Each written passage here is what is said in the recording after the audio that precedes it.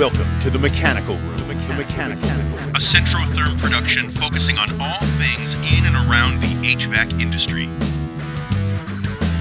And now, your hosts, Michael Sakaris and Matthew Price. Hey now! Welcome back to the Mechanical Room. I guess this is the May edition. We took a little bit of a sabbatical there because we had some guest scheduling issues, but we are back in full force, back from Tampa. Michael, welcome to the Blue Room. It is good to be back. A lot of things different. We're not sitting in front of a table. We've got a nice little fern here. The men between the fern instead of between the fern. We're encircling the fern. Yes. It's good to be back. We did take a sabbatical, a lot of crazy scheduling going on, a lot of events. I mean, we've been traveling like bandits lately.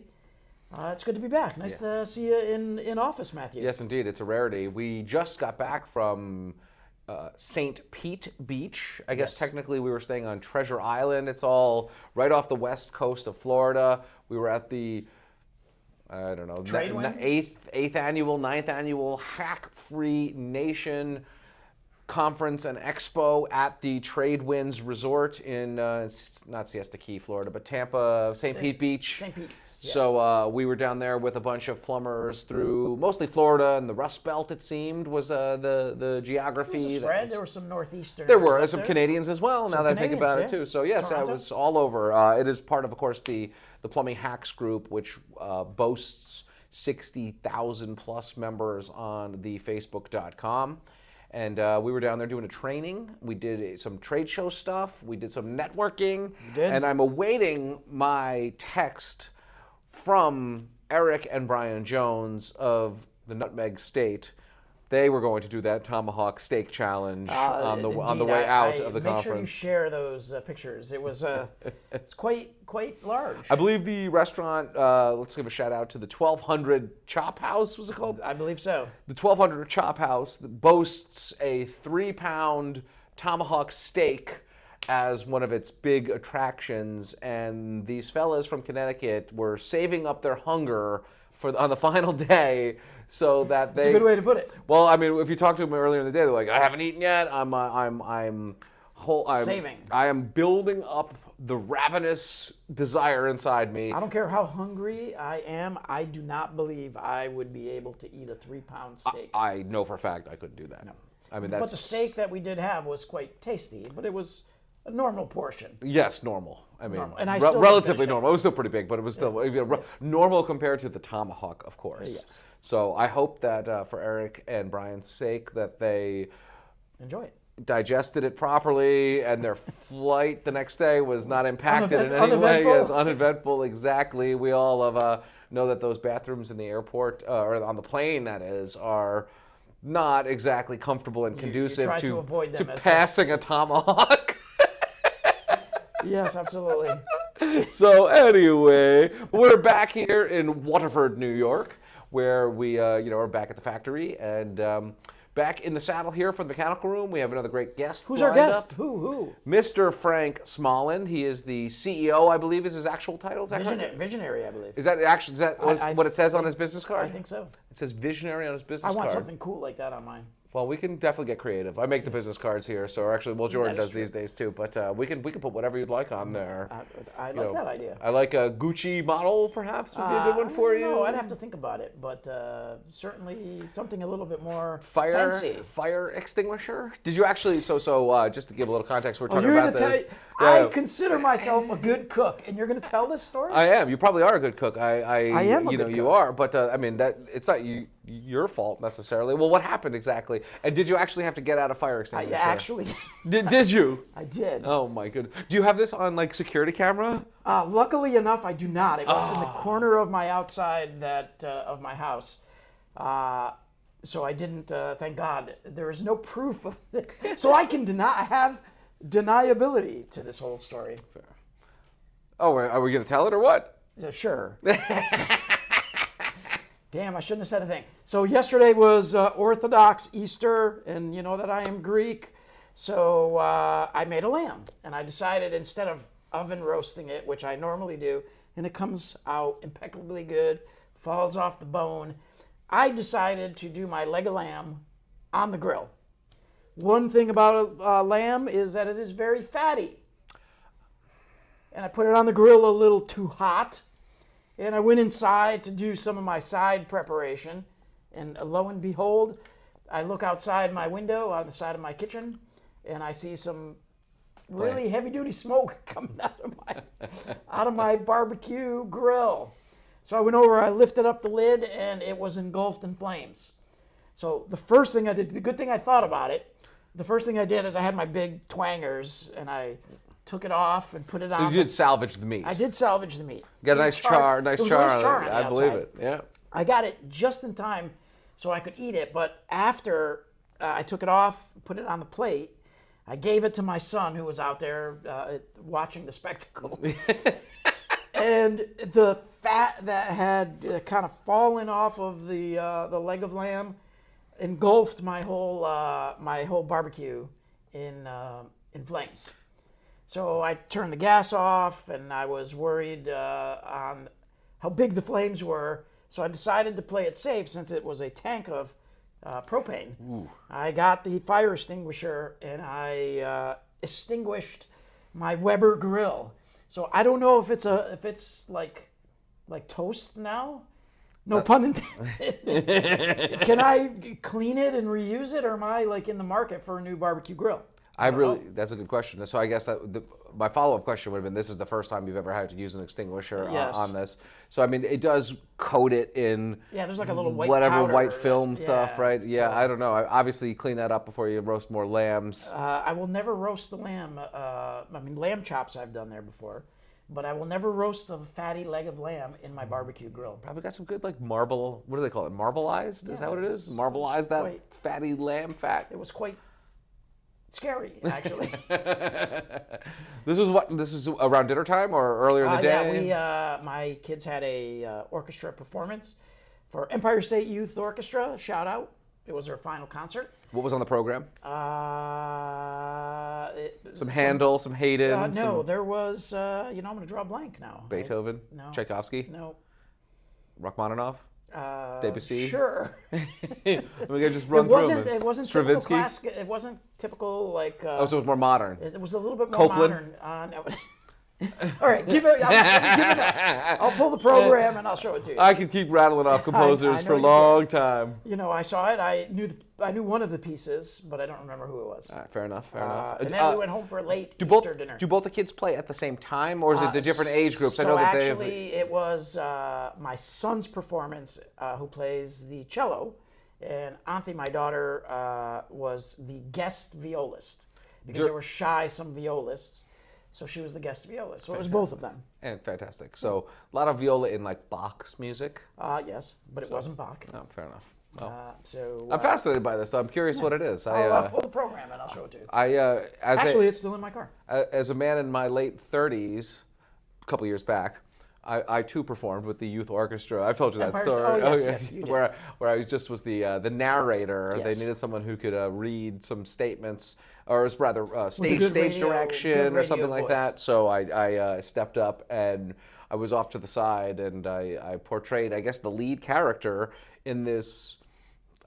Not quite a rock opera, but a orchestral telling of a story. Very nice. Yeah, it was an interesting one. So, that's my experience with the Empire State Youth Orchestra as a great organization. As an old man myself, so. I hear you.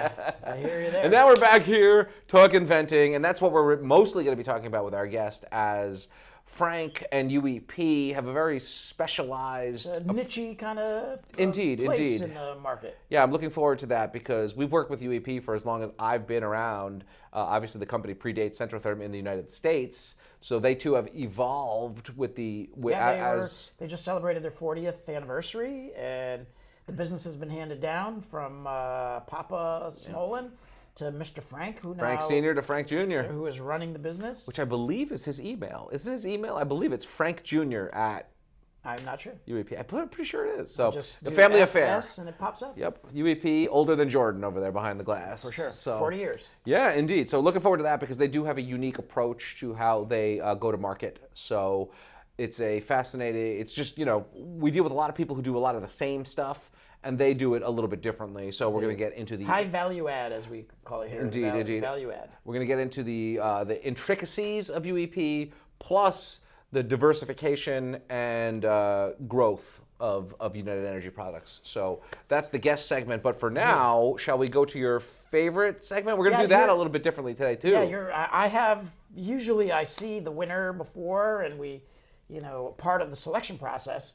This time Matthew's pulling an audible and changing it up on me. So we're going modern approach here. I don't know what I'm going to encounter here in the next segment. But it is indeed my favorite. Indeed. So let's show the pipe.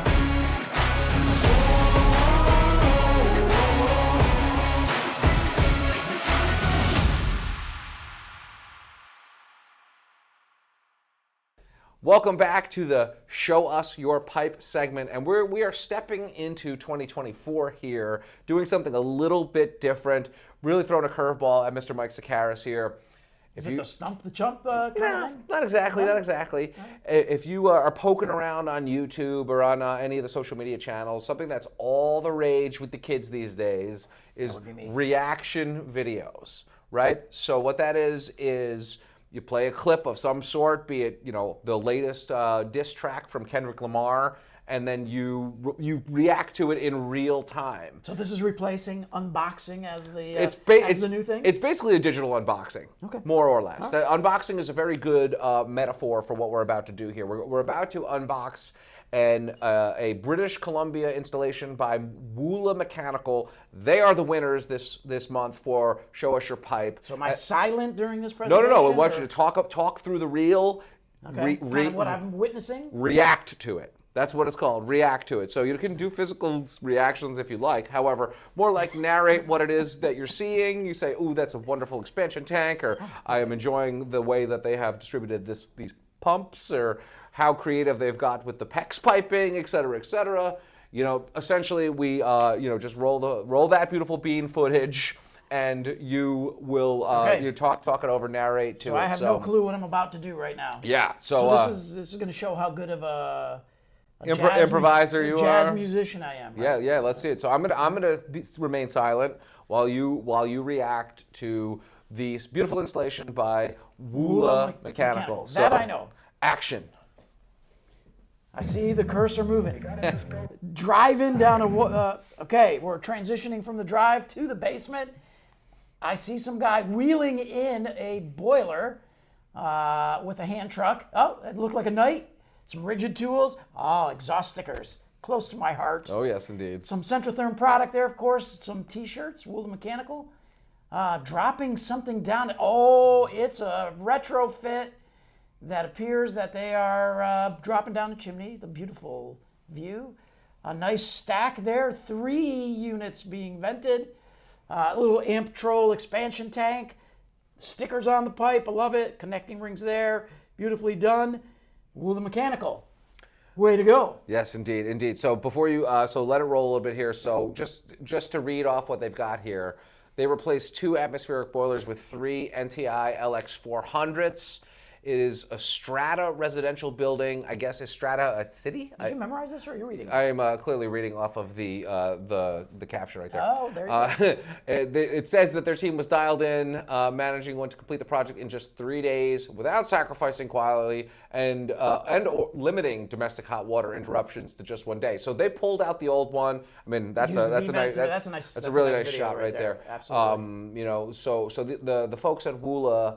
And I thought I saw a lady. Were they Lochinvars or? No, they're NTIs. NTIs, okay. So NTI LX 400s, and so Jordan's going to borrow this reel from the Woola guys and just drop this in as we're talking about it as well. But Mike talked through essentially what's going on here. What did they take out? Was that a Lars old atmospheric? It says two old atmospheric ones. I don't think I didn't get a good look at them. But it was a weighty something. Obviously vented with Centrotherm and retrofitted through what appears to be a pretty beefy B-vent or a shaft of some sort. I mean, it's pretty interesting. And I'm a big fan of that final shot right there where they're showing them venting at the top, and obviously... nicely done. Yeah, very, very good job. Ooh, they threw some stickers on that expansion tank as well, which is fantastic. I love the stickers too. So, Woola Mechanical, congratulations. Congratulations.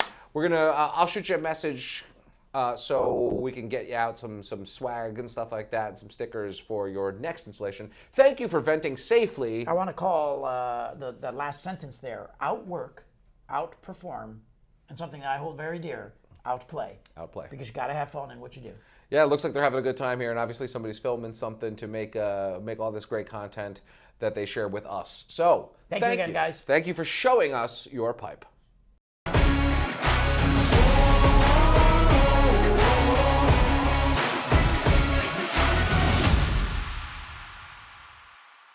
Ladies and gentlemen, boys and girls, children of all ages, and of course, safe venting enthusiasts the world over, we are back in the mechanical room. It's been a little bit of time since we've had our last guest, but we are very happy that Frank is here from UEP, and he's a longtime friend of Centrotherm and colleague, co-worker, venting partner, venting expert, and the whole 9 yards. We're going to learn a little bit about what he does over there, his career path, and his arrest record, and everything in between. What we say offline does not necessarily have to come into play here. Mike Sakaris, say hello to Frank. Mr. Smollon, how are you, sir? Welcome. I'm great. Thank you guys for having me here. Excited to be here today. Appreciate it. It took a while for us to connect. We had some challenges with our schedules, and we're happy to have you after trying to do this for a couple months or more. We're all busy people, so as long as we're Indeed. here. Indeed. And to that end, why don't you give us a little bit of the of your resume and your venting expertise? What you work at UEP, which stands for United Energy Products, and we have a different kind of relationship with you than we have with many other folks throughout the channel, for a variety of reasons. So let's kick this off with a little bit of who you are, Frank, and what UEP does, and what makes you guys different than some other folks that do similar stuff. Well, so my name is Frank Smollon. I started working here in 1997. My father started the business in 1984. So I actually have never written a resume. I don't have one to share. And I actually never went on a job interview, so I'm very, very fortunate in that regard. I started back in 1987 out of college. We came in, and it was probably like 6 or 7 people in the business. And at that point in time, we were South Perth metal vestas for Enervacs, and then we also were a Fulton boiler. So I came into the venting side and learned all things venting, from estimating jobs to lunch and learns and engineering firms, to going out and selling projects and following up on them. And then what's unique about United Energy Products is we go out and we measure every job. We'll come back, draw them up on AutoCAD. So over the years, I've kind of grown into my current role. I'm now the CEO of the UEP Group. The UEP Group is a management services provider to the different business owners, different business units that it owns. So and here in Maryland, there's United Energy Products and Chimney Works. Right now, United Energy Products and Chimney Works is about 50 people. Chimney Works is an installation group. We install a lot of the venting products. So we've installed a lot of Centrotherm over the last handful of years. And that was founded in 2007. So we've got 10 guys that are out in the field every day installing our venting products, Chevrolet Rep and Centrotherm. So those are the 2 primary products that those 10 guys are installing. A couple of years ago, we started a few other businesses. Atlantic Venting Solutions, which is out of Florida, Lone Star Venting Solutions, out of Texas, Pacific Venting Solutions. And we're actually in the process of bringing Chimney Works, the install company, down to Texas. We just did an install down there last week. We did one last year. So what's unique about us is we call it our special sauce. There's not many companies, or very few businesses out there that actually can do a turnkey installation where we provide the flue and we'll install it. Our guys go out and field measure every job. We like to say we bring the factory to your doorstep. We do all the sizing, we do all the estimating, we do everything that a normal factory or manufacturer would do for a rep like us, but we do it in-house. And then we'll install it for you as well. So it's taken a lot of years, but we've really gotten good at that. That's our model. It's helped us win a lot of business. So tell us a little bit about your expansion, which I'm, fascinated by the approach that you guys are taking. I mean, you're old school, if I can put it that way, kind of established business in the, Maryland, Washington, D.C., greater metro area. Again, you've got UEP and you've got the install side with Chimney Works.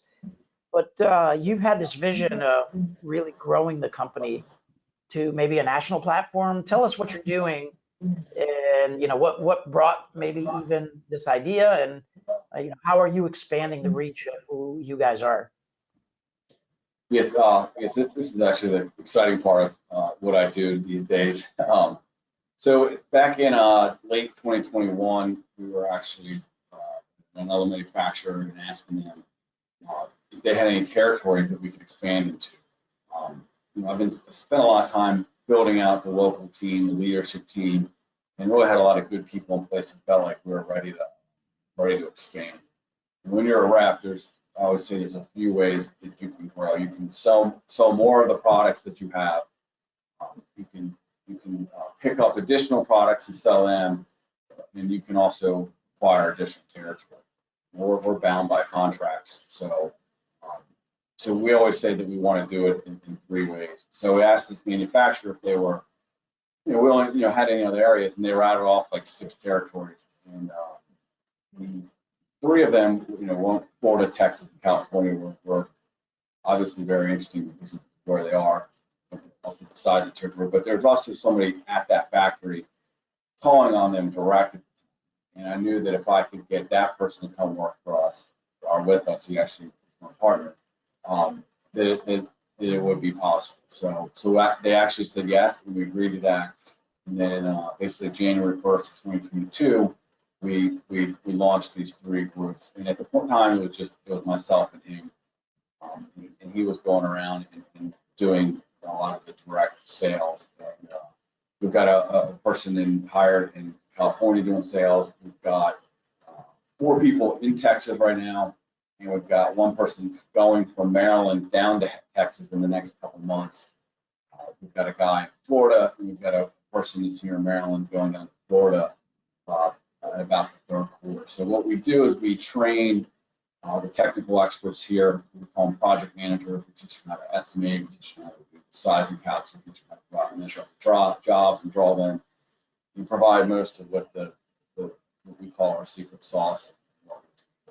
The goal is to pair them up with a local salesperson. Someone to get down, we've got a salesperson, a project manager. So yeah, we haven't gone to anybody and asked for more territory recently. We're just kind of working on building up these 3 states, and really it's been a learning curve of it's a challenge having all the expertise here in Maryland in getting it and transferring it out to these external states and offices.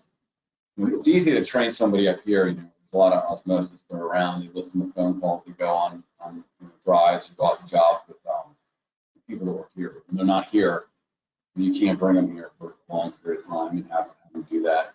You need them in territory, taking care of the customer. So there's it's a learning curve, but so far we're pushing through it.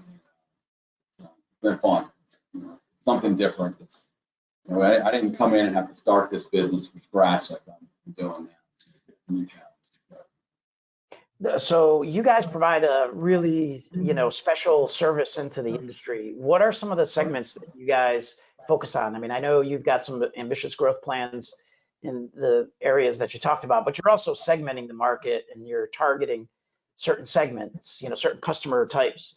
Talk a little bit about where you're focusing and why you've maybe even picked those areas. I learned something new at your recent meeting that you had down in Baltimore, but I think it's a pretty unique value prop, and the way you segment is interesting. So tell us a little bit about that. So we here in Maryland, we like to say that honestly that we believe we quote just about every job. And obviously there's work out there. We have the luxury of having been around for 40 years, and really we were a Selkirk rep, and Selkirk kind of came out with the pressure stack product. And my dad went around and with every engineer, and we got our name in the specs, and became really well known. So the first thing that we do is we've got an estimating department. We've got a couple dedicated estimators that quote every job. So the first part of when I say factory your doorstep is when somebody needs a price, they send it over to us, and we can usually turn around in a couple hours if they need it that quick. We don't have to send it up to send it off to be priced at the factory and then sent back. And so we've got 2 estimators, and we've got 4 project managers and a couple sales guys after that. So for some reason the estimators can't get to it. Somebody's going to get to it.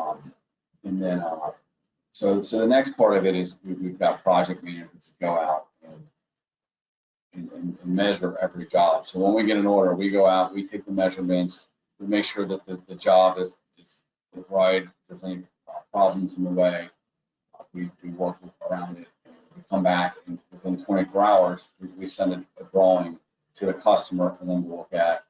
And we get the product out quick. We're not waiting for the factory to go back and forth with the drawings. We get up. So here in Maryland, we're lucky enough to serve like just about every segment. What we've done with the install is we can't serve every segment. We're not a union company. We don't compete with the unions contractors. A lot of these contractors, the contractors that put food on our tables, pay the mortgage. So we stay away from those type projects. Any plan and spec or anything that's a new construction, generally for the install side, we don't do. Well, our niche for the install side is when there's a lot of companies in our area that specialize in like just boilers and mechanical. They don't do plan and spec. You're not building new schools or anything like that. So it's those contractors that use us a lot when they're ripping out a boiler room in an apartment complex or an old school. And traditionally, they're welders. They don't want to install chimney product. They certainly don't want to line a chimney. It's not what they do every day. And the sheet metal contractors don't want to mobilize and come out for just a few days to a school or apartment complex and do this for the mechanical. So that's really our niche there is not new construction and working with these guys. And then there's some companies that there's a lot of 10-story buildings in DC with apartments or condos, and from floor 2 to 10, and then retail below where they're putting some restuff and stuff. So we've really been focusing on also those kind of projects, restuff. And then we're fortunate enough that we have data center alley in our territory, which is Northern Virginia. So it's probably what you were getting to earlier. We do a lot of data centers.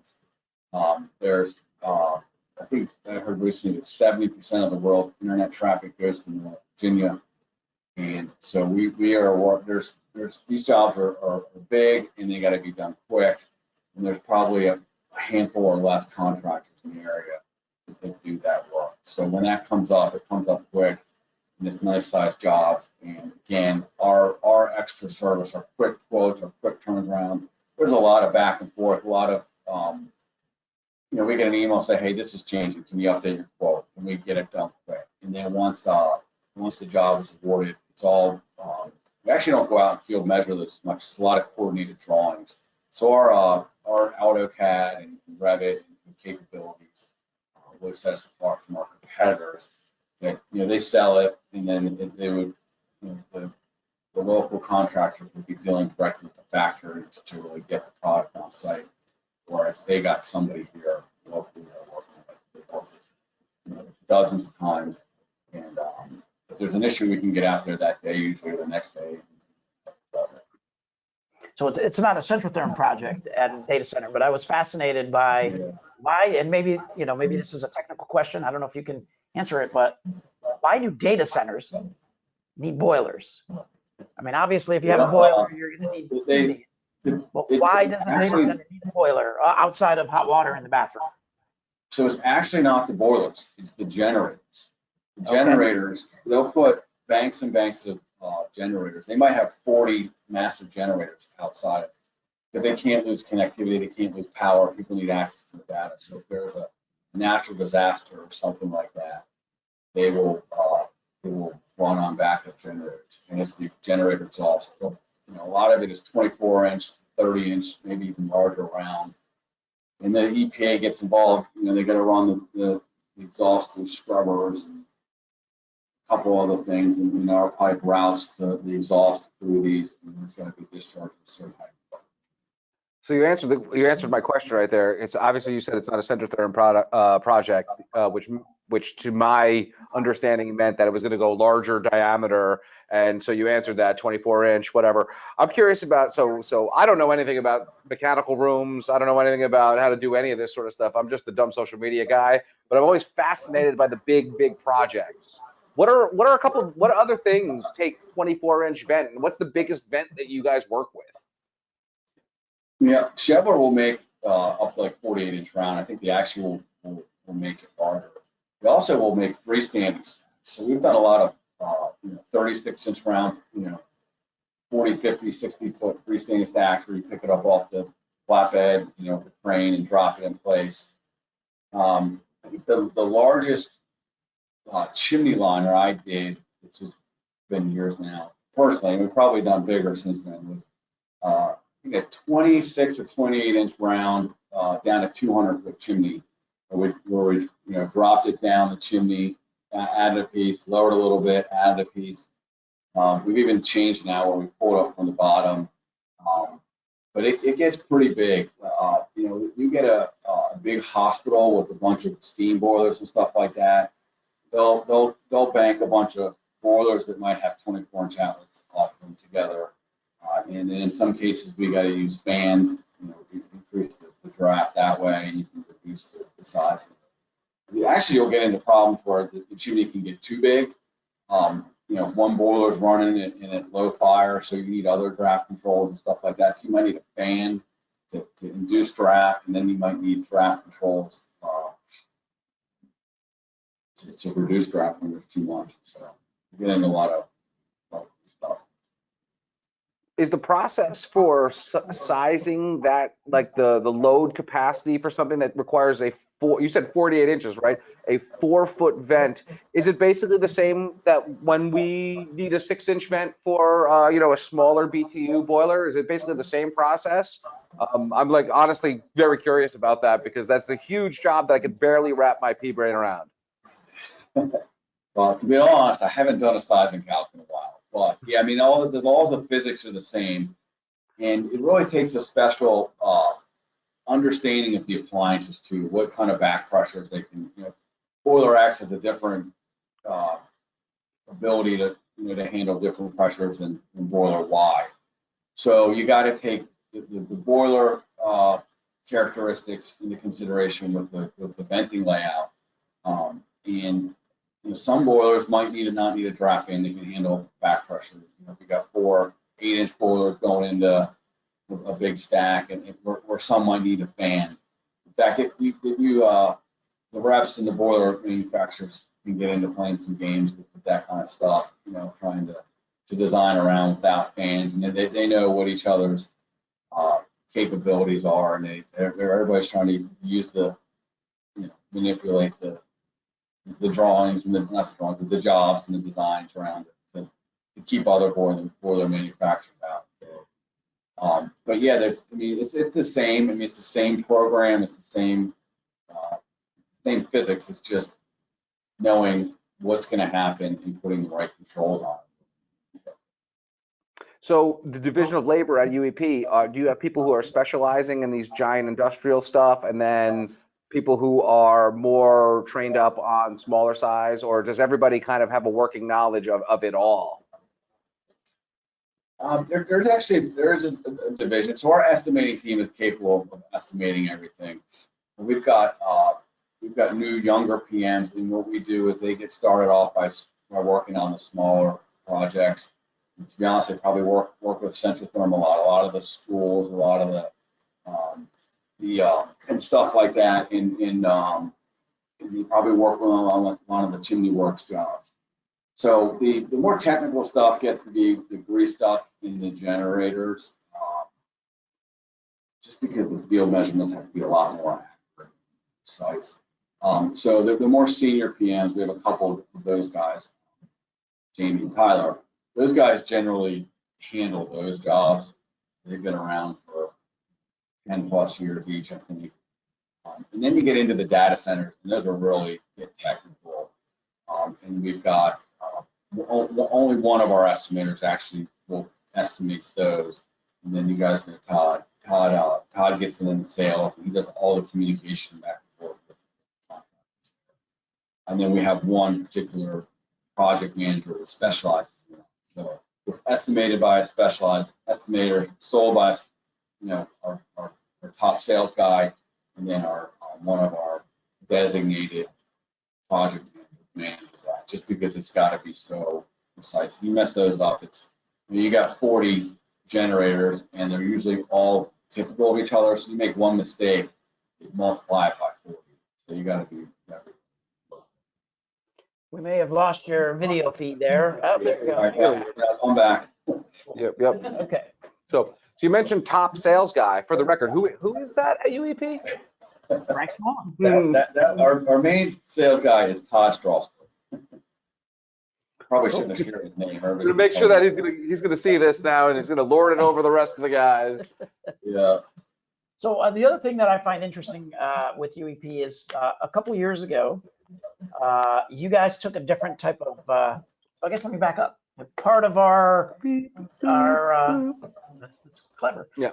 Part of what we do here is we don't talk about Centrotherm per se, right? It's kind of a tangentiary thing. We talk about products. Is that so? Tangentiary? Is that the right word? I think tangential might be what you're looking for. Tangentiary, I like that. Yeah, two big words. One of the things that we look at is kind of the trade in and of itself and different business models. And on that note, you guys established a new business model with, I think it's EOQ, or I forget the acronym. EOS.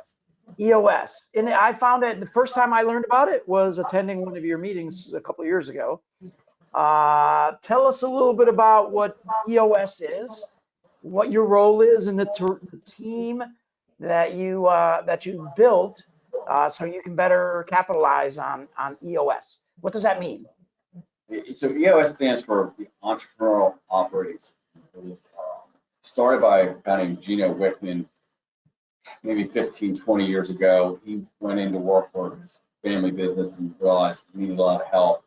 So he took all these great tools out of, tried and true business tools that are been around for centuries, kind of put them all together, rolled them up, and implemented them in the business. And I think they actually sold the business, but it got turned around and started really thriving. And then what he did is he went off and he started selling this package of tools. So anybody that's read, Jim Collins, Good to Great, Patrick Lantoni, Five Dysfunctions of Team, all those kind of books. There's several others. A lot of it just comes from that, and it's just all these tools rolled into one. But there's 6 key components, and I'll probably forget some of them. But the first one is vision. So we came up with core values, core purpose. We came up with a marketing plan, and they have something called a VTO, where you keep it all together, all this stuff on a VTO, and it's vision. It stands for the vision, traction, organization. Got a lot of acronyms here. Yeah, it really is, and there's a whole language. If you ever go to an EOS conference, like you don't know you don't know anything about it, your head will be spinning. Yeah, you got to speak the language. I mean, that's true. Yeah. It cracks me up. We use so many different acronyms here. We make stuff up all the We time. need a dictionary of acronyms. But keep going, Matt, because I was fascinated by this. So we actually started this in 2018, and we hired an implementer. So EOS trains implementers to go out and work with businesses to help implement. You can self-implement it, and a lot of people have done it. I would highly recommend not doing it, because what you're going to do is just pick and choose the things that you want to use, the things that are easy. When you have an implementer, they really make sure that you use every part of it. So the other part is people, really make sure they don't have an org chart, they call it an accountability chart. So you really define seats around what people are accountable for instead of what they do. So what it really helped us figure, they say structure first, and then put the seats in, and then fill the seats. So it really it took us a couple years, but we really focused on getting the right structure and the right people. And I think I said we started in 2018. So right around 2020 is when we really started getting the right structure and the right people. It took some time. Not everybody's bats 1,000 in hiring, and so that put a focus on that, right people, right seats. There's a data component where we have a scorecard. The data and the information that we share weekly and review, it's light years ahead of where we were back in 2018. We send bookings reports and forecasts, and we just track everything. We also get together. Every team in the company gets together once a week for an hour to an hour and a half, and has a what we call a level 10 meeting. There's an agenda to it. We all check in, personal highlight, business highlight from the last week. We review scorecards.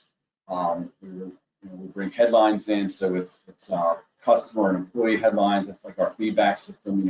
Employees happy, or customers happy. We've added on, the manufacturers too. It's not an EOS thing, but our partners happy, our employees happy, or customers. And then we go through the scorecard. Everybody's got measurables that they got to report every week.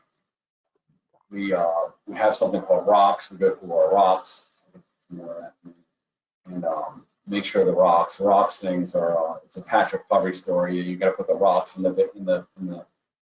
the vase first before you can put the pebbles and the sand in the water. Otherwise, you won't get that. Rocks. And then we have an issues list. So we use a program called 90.io. Everybody can go in and have issues, and we tackle issues quickly. We don't let them linger. We get to the root of the problem and we solve it. Then we also have a quarterly offsite. The leadership team goes offsite every quarter.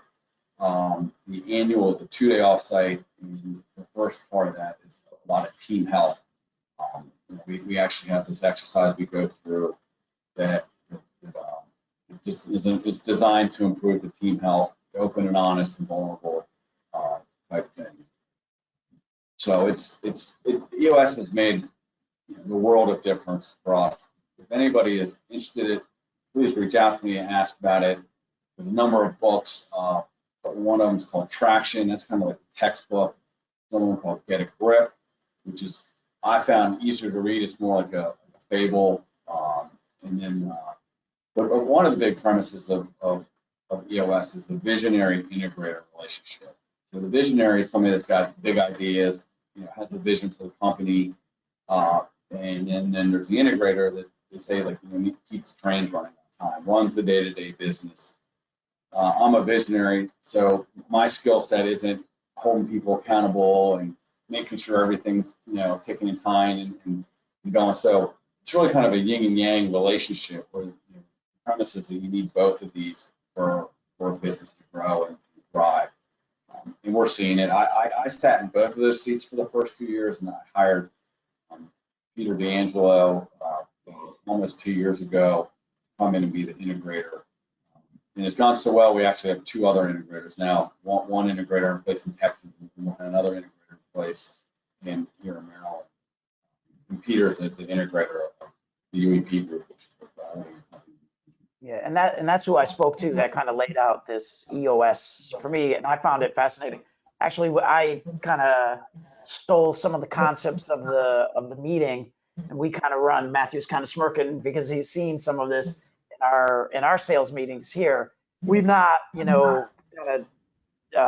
not dived into the whole system, but I like the structure of the meeting, the way that the meeting runs. I think, and kind of reviewing the key objectives and kind of the data update and setting the next meetings, big picture tasks. I found it to be quite helpful here too.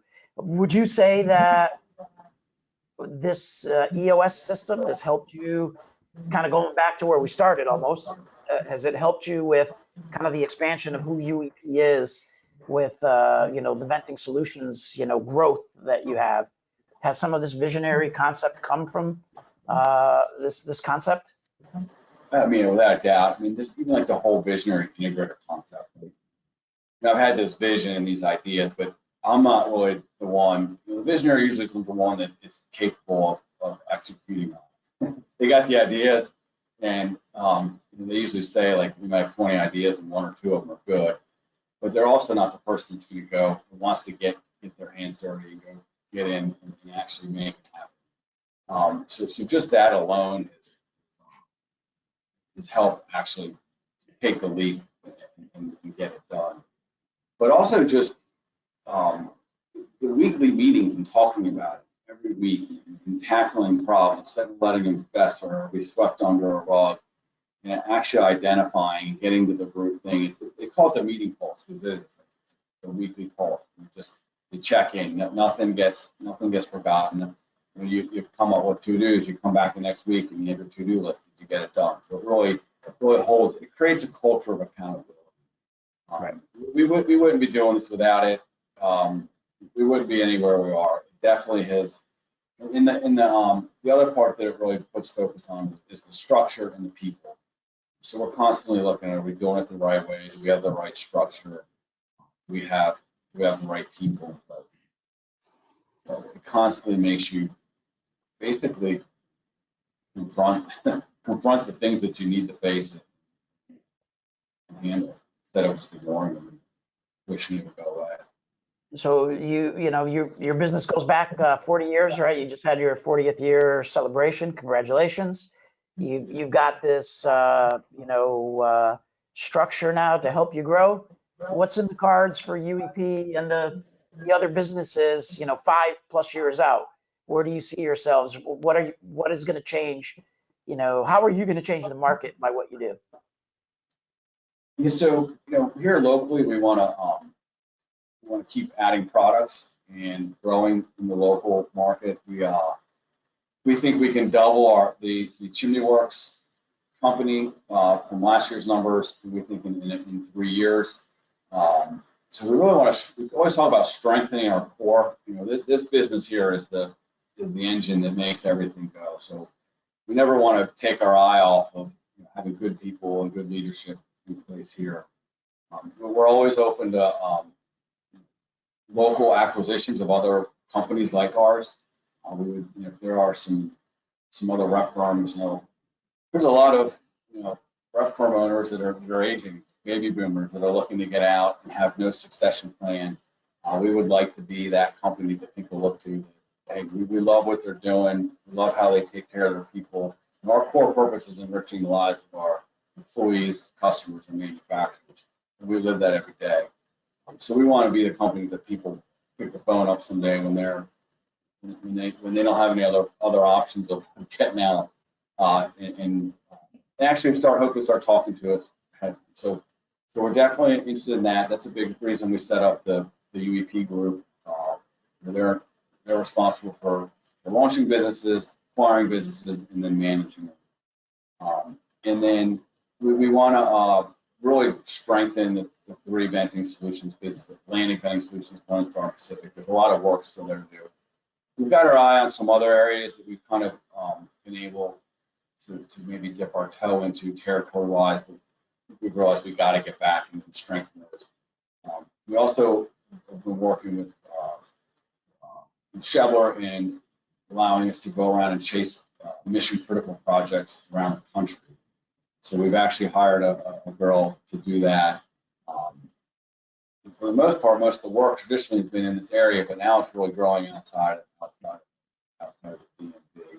So we want to, we've got relationships, we've got a lot of experience on that, so we're going around. We are actually in the middle of an acquisition right now, or we're doing some due diligence on a company. I'm hoping in the next couple months we can share that with everybody. So that's actually going to be a pretty significant thing for us. It's in the same space. It's just will be a little different from what we're doing now, but it's exciting. So that's the next big step. Like I said, I do add more products. or sell more of what we have, add more products, and add more territory. And When we you say wanna it's do in it the same smart. space, is it the same Yeah, space it's the as same UEP space. or Chimney Works? It's a little different from both, but it's in Okay. the same realm. Okay, So, we'll leave that for a couple months out. yeah, maybe I'll come back on and talk about that another time. There you go. So we Yeah, covered a so- lot of, how UEP operates, channel stuff, growth plans, how you guys are differentiated in the market and all that. Let's talk a little bit about Frank the Man. So The legend. the legend over here. I have one of my favorite memories of you is when our old sales manager was coming to town. We sent you a Photoshop that you printed out and put on the door, and he welcomed him in with a Photoshop of Mr. Paul Donor wearing the the super suit. He was Mr. Code over there, whatever it was. So Yeah, certainly a Captain sense of Code. humor. What are you into? Tell us a little bit about your family life. Are you a golfer? Do you like bowling? Are you model airplanes? What do you do when you're not venting across the country? So, I'm married. I got 2 young kids. I have a 9-year-old daughter and an 11-year-old son. And people ask me all the time what I do. I feel like I work and I'm a dad. Second, I don't have a whole lot of time for extracurricular stuff. We like to. Well, my son will play any sport under the sun that I'll let him. My daughter's not really into it. She's more artistic and singing, dancing, stuff like that. I did take her to a Taylor Swift concert last year. So, Are you a Swiftie? Is that what you're telling us? She's a major Swiftie. I'm not gonna lie. I enjoyed the concert. It was good. I do a trip with each kid every year, and that's the trip. She said A one-on-one trip. a one-on-one trip. I take both That's of them each year. Last year I took my son to a sports card show in Chicago, and took Isabel to Tampa to go to the Taylor Swift concert. But Cool. so we like to travel a lot. Well, I coach 2 of Colin's lacrosse teams, so a lot of sports this time of year. He plays club soccer, club lacrosse, so there's a lot of driving him around to sporting events, which is great. Yeah, I I know love about that. I know a little bit about that myself. Yeah, so that takes up a lot of time, but we like to travel. We were just out in Breckenridge, Colorado. We like to hit the beach. We were in Florida. We've got a condo down in Ocean City, Maryland. So in the summer we go down there and use that a lot. So I wish I had some hobbies I could share. I do like to golf, but that's kind of on the back burner right now. We gotta get the son into golf. This way you can go father-son style there. I mean, you said a couple of sports that you let him play. What's on the no-fly list there? No, like pee-wee football or hockey or No rugby. He's played just about everything. He's tried football, he's tried hockey, basketball, soccer, lacrosse. He's really settled into soccer and lacrosse. So we want him to keep playing as many different things as possible. He's too young to start, trying just one thing. Some of the sports are, trying to push us into, starting to specialize, but we want him to at least have a couple. So. Yeah, the diversity, having young kids myself, diversity is good. Exposing them, they'll naturally gravitate to certain things, obviously. I know from just sort of vicariously, I don't know, I wouldn't say living through it, but just hearing about it, I know that you have it's a disparate set of interests that make sure that you are a chauffeur to Yes. archery and soccer and orchestra and ballet and all this other sort of stuff too. So it sounds like you got a little bit of that going on yourself. Yeah. Yeah, I don't have as much free time as I would like. I wish I could sit here and rattle off, 4 or 5 things I do, but spend a lot of time in the park. Longer until you get kids, and then it's kids is on my list. Somehow supporting kids. I always say travel is, as a family, we do a good amount of. We're fortunate we get to do a lot of good stuff. So. I like the idea of a one-on-one, with your kids. I think that I may do that. I like that. Yeah, it's. I mean, when you get them separate from each other, they're different kids, right? Different. Sure. We go away. We spend at least a couple nights. So we've done some fun stuff. I mean, I started a couple years ago. We've already done some trips. So part of it is selfish that I get to go do some some cool things. As they get older, I'm sure it's going to get to be better and better, more. Yeah, my daughter's 16, and I don't know what she wants to do. Anyway, although we're going to the Man of War concert in New York City later this year, but I don't know how much one-on-one time my daughter wants to spend with me at this point. They're coming to Judas Priest as well, right? Oh, yeah, they're coming to Judas Priest. His kids come to all the heavy metal shows. We went to, what was it, last week, 2 weeks ago? It was about, 2 weeks ago. Armored Saint and Queensryche. It was the kids. The exact same vibe as Taylor Swift. Yeah, sure. They were in the mosh pit, in the front. Oh my! So we're on the subject of music. We always give a music question. What's your go-to band? Who do you listen to the most? Aside from Taylor Swift. Besides the Swiftie part. You guys are not gonna. I am not a music person. I never really. Okay. I don't have an answer for that. I should have been prepared for that. I should have known with So then when Matthew. you get in the car in the morning, are you listening to NPR news, or are you listening to podcasts and stuff like that? I mean, what's your go-to, when you're in between dropping them off at school and in between the office, or are you just leaving on Venting Theory? Yeah, Venting Theory, or listen to John Siegenthaler discuss. My first go-to is this podcast. Well said. Thank you. It's if my daughter's in the car, I'm probably listening to what she wants. But it's usually a podcast or some local sports.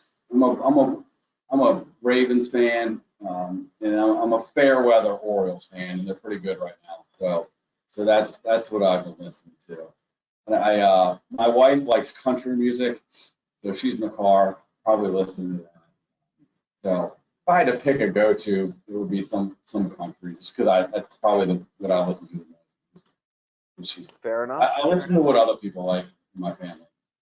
You're a good man. So I will say this to any listeners out there: if you're selling your business, give Frank a call. If you're looking for a job as an expand, give Frank a call. It's always hard to recruit. Yeah. Indeed. Well, Frank, unless you have anything to add, we've taken up a lot of your day already.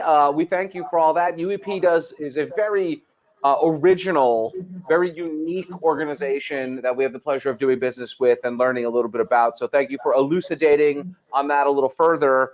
It's certainly a unique, organization, to say the least, with specialties that you excel in. So we thank you for that. And it's been great having you here on the Mechanical Room. Thank you very much. I appreciate it. I appreciate all you guys do for us. Centrotherm, you guys are great partners. We love working with you. Great product, great service, and so thanks a lot. If anybody wants to get in touch with me, probably the best place to find me is one of our websites, which is theuepgroup.com or UEPSales.com. I'm on there. You can get my contact. Or tailgating at the Taylor Swift concert. That's right. Yeah. Out there selling. He's making comments on her social media. I think I was wanting to do that. Teenage girls, they love their hot showers, man. They gotta, so they gotta have that hot water. Heat it up with a Fulton, system with Centrotherm venting. I aspire one day to own a home that requires a 48-inch vent. Commercial boiler. Yes, exactly. All right, Frank, thank you so much. Behind the scenes a little bit, Jordan, if you want, there you are. He's doing his best Vanna White, showing the cable. Yep, he's hurdling over the side, but really that's what I want to show is this spider web of, we've got the diffuser lights, we've got the ring lights, we've got microphones, we've got additional monitors that actually aren't in use right now. Of course, Jordan's laptop, and we've got, obviously the TV is plugged in as well. We've got this side's got the diffuser and the ring light blinded me on this side as well. We've got the Gobo that's not plugged in, just kind of hanging out. But you can see XLR cables that are not in use. We've got a cable management problem that we're gonna have to figure out how to fix in the future here. So can we use 2-inch flex to run cable through? You mean like as a conduit? As you a mean? conduit, yes. We probably can. I'm already looking forward to the 4th annual Christmas Spectacular. You're thinking about that already. Oh, it's one of my favorite episodes because of the games and the silliness. I particularly and, liked last you know, year's. when you dressed up like an elf. No, when I crushed you. Playing the game, I thought I would be totally obliterated. You did. You abused me in the game that I definitely thought that I would at least emerge victorious in, let alone I did not maybe. think I'd win. So, anyway, it's time to sign off here at the Mechanical Room. Thanks again to you, Woola everybody. Mechanical. Thanks to Jordan, my co-host here, Mike Scaris, Frank And to Smollon Matthew over Price. at UEP. We'll be back next month with another great guest and more pipe extravaganzas. Very well. That we're going to do another experiential show us your pipe. If- or depends on how this one looks. when we're done. If the video that we have suits it, we absolutely can. I think that worked out well. All right, give it a shot. Ciao.